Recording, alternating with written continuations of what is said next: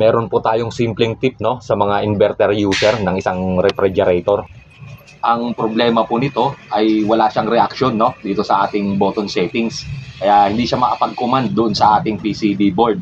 Kahit itong kanyang compressor ay wala talaga, no, kahit vibration man lang. Kapag ganito po ang nangyari sa ating ref, ay malinaw na mayroon itong error.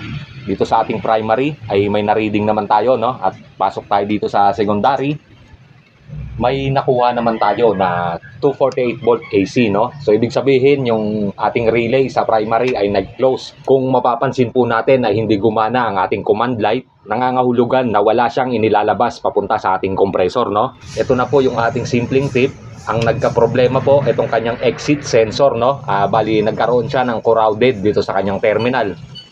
Medyo natagalan din ako dahil minsan hindi naman natin nakakalain na gano'n, ano? Kaya eto, nung pagkatapos ko siyang malinis, ay nag-testing na ako.